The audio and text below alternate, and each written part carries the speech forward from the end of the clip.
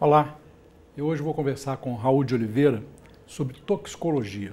Parece uma coisa complicadíssima, mas na verdade ela está dentro do nosso dia a dia. Está na nossa casa, está na nossa cozinha, no nosso banheiro, no nosso local de trabalho. Em todo lugar que a gente vai, nós somos parte do problema que o Raul estuda. Né, Raul? Sim. Então, a toxicologia, Sérgio, é uma área que eu ainda sou iniciante, assim, né? É uma área bastante vasta. Eu acho que, na verdade, todo mundo é iniciante, porque ela é um pouco complexa, né? A gente não consegue acompanhar o ritmo justamente desses compostos que estão no nosso dia a dia e que são criados, né? Com algum objetivo, por exemplo, os corantes, né? Hoje você pega um doce assim na mão, você tem lá várias cores, né? Você tem um amarelo, um azul, um púrpura, um preto, um branco, e aquilo ali tudo é um coquetel de químicos também que você ingere.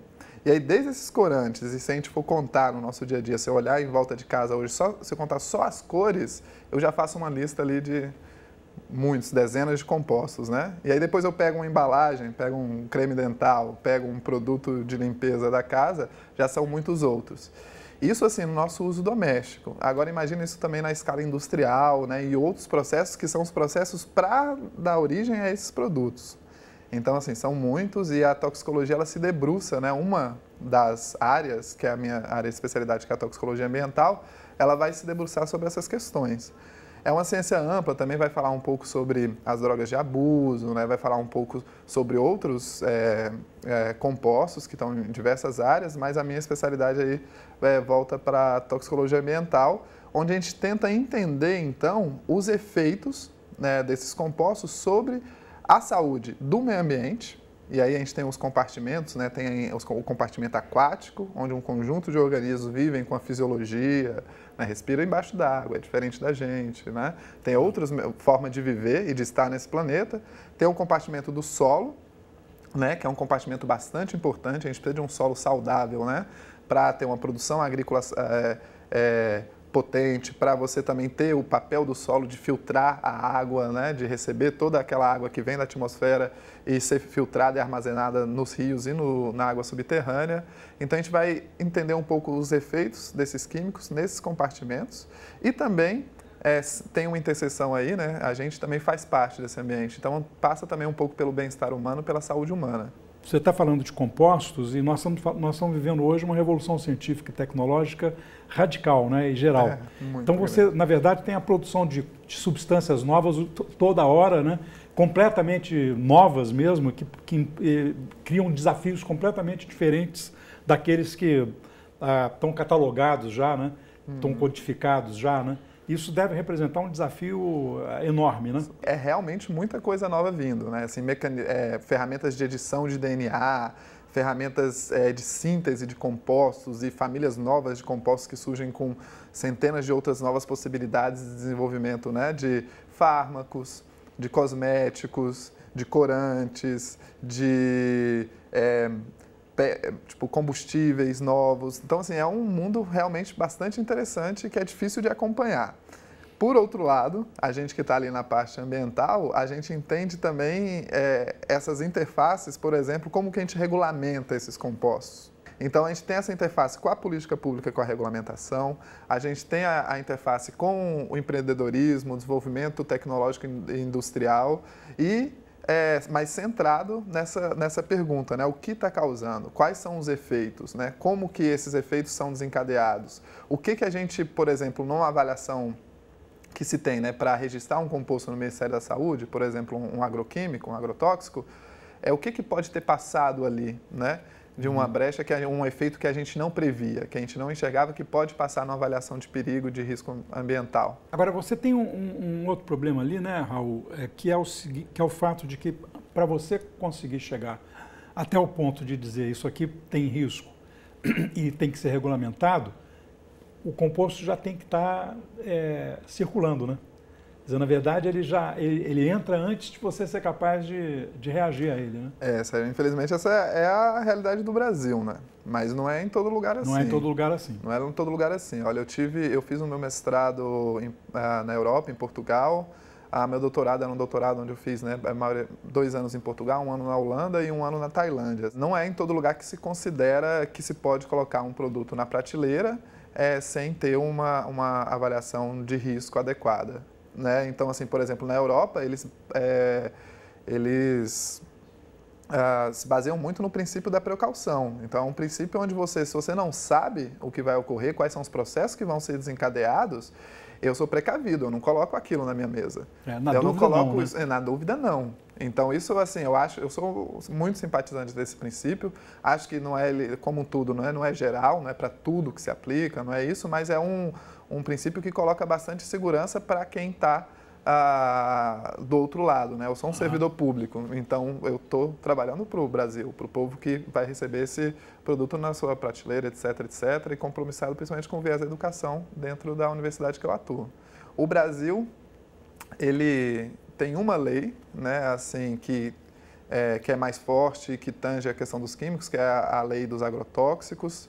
Foi sancionada em 1989, se eu não me engano, entre 87 e 89 pelo Sarney, e ela vai falar um pouco sobre o uso desses compostos que, dentre todos os químicos, eles já trazem no nome, né, o alerta. Olha, eu sou tóxico, geralmente são perigosos, né, a gente classifica ali, tem uma forma de avaliar o perigo dele, e essa lei ela já está aí com 89 para cá, 30 anos, e realmente a gente tem uma dificuldade de implementação dela. Ela, para sair do papel, ela precisa que a sociedade queira, né? Lei só pega se a sociedade vê na lei um benefício, né? E uma forma de se proteger. E aí você tem um problema de comunicação. As pessoas não se dão conta de que elas estão cercadas de perigo e mesmo a gente vê a quantidade de acidentes domésticos, crianças que ingerem substâncias tóxicas que estão na cozinha, colocadas, né, apesar de ter aquela coisa, não ponha próximo de crianças, ao alcance das crianças e tal. E, por outro lado, quem produz tem que ter noção da responsabilidade que é produzir uma coisa que vai entrar no meio ambiente e na saúde das pessoas, né, vai afetar a saúde humana. Né? Quer dizer, então, você tem um grau de responsabilidade aí. Aí entra a bioética, né? Como é que dialoga a bioética com a toxicologia?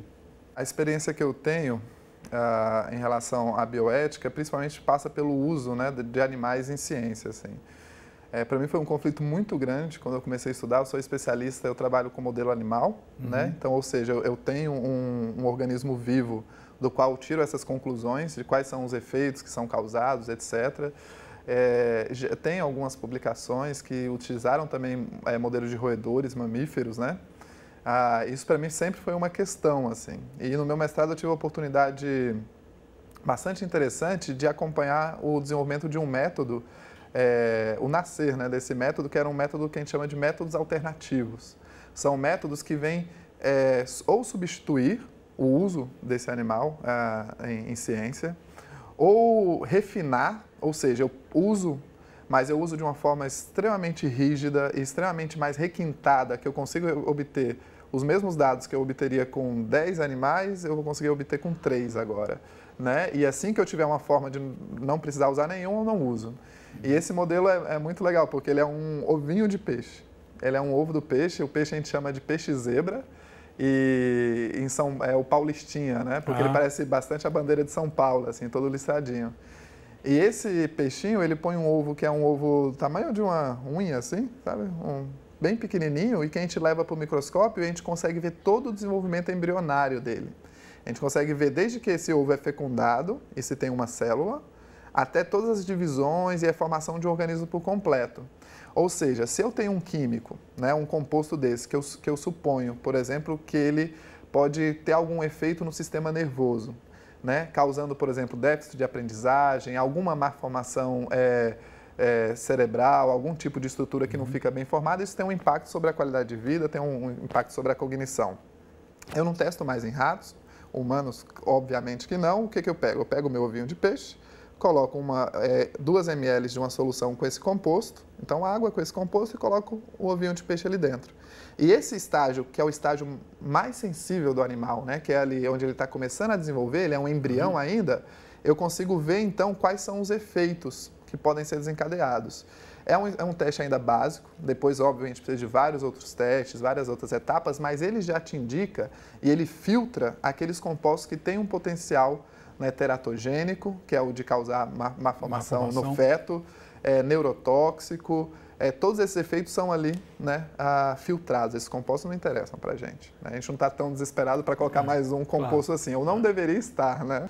Tem, por exemplo, a gente conseguiu fazer uma pele 3D, então é uma pele eu não preciso mais, que era mesmo cruel, assim, você acabava, então fazia uma raspagem no pelo do mamífero ali, aí você aplicava o composto, etc., causava irritação, causava uma série de coisas, que é um teste muito importante, que hoje a gente consegue fazer numa cultura de célula 3D, né? Então, é um pocinho de plástico, né? um rasinho, onde tem ali uma epiderme, uma pele nossa formada de forma artificial, e eu faço o teste ali.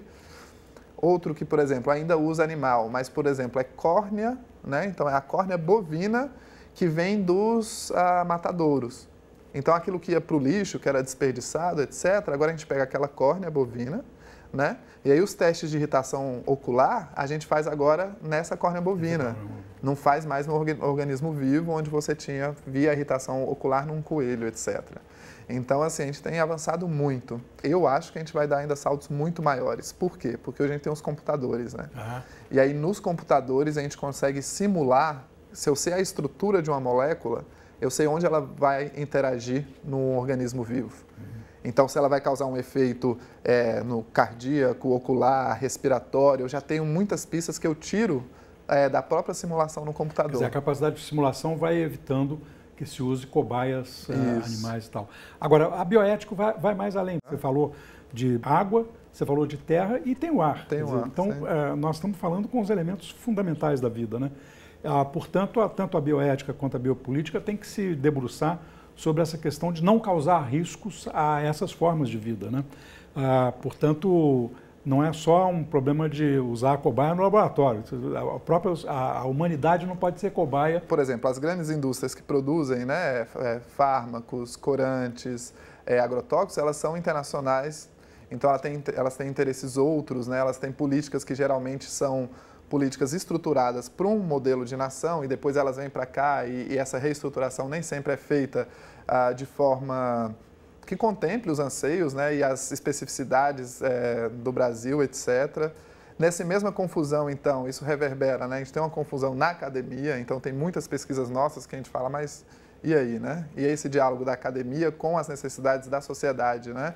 São poucas as agências de fomento que pautam isso de forma bastante séria, então é muito amplo, é um problema assim muito grande. Eu concordo contigo, assim, se eu fosse dar uma opinião agora mais pessoal, né, menos profissional, eu também acho assim extremamente complicado, extremamente grave, né, esse uso exacerbado de químicos, o consumo exagerado, a exposição a gente não precisa se expor a tantos riscos, a gente não precisa usar isso tudo, eu não preciso no meu dia ter contato com 300 moléculas diferentes, não era assim e nunca foi, isso tudo é muito recente. Isso tudo é muito recente e tem causado muito impacto negativo na qualidade de vida das pessoas. Tem muita fofoca já tem muito burburinho de estudos que falam, mas olha, será que isso não está relacionado à depressão? Será que isso não está relacionado às taxas de câncer? Será que isso não está relacionado àquilo outro? Se eu já estou ouvindo isso, apesar das certezas ainda não existirem, no meu dia a dia, eu opto por uma postura... Na dúvida não, né? Na dúvida não. Na dúvida não. Legal. Obrigado, Raul. É isso, vamos tomar cuidado com os químicos que a gente tem em casa, pensar bem na hora de usar e se a gente precisa de usar. Se você gostou desse episódio ou quer ver outros episódios da série Entrevista, acesse o Futura Play. Até mais.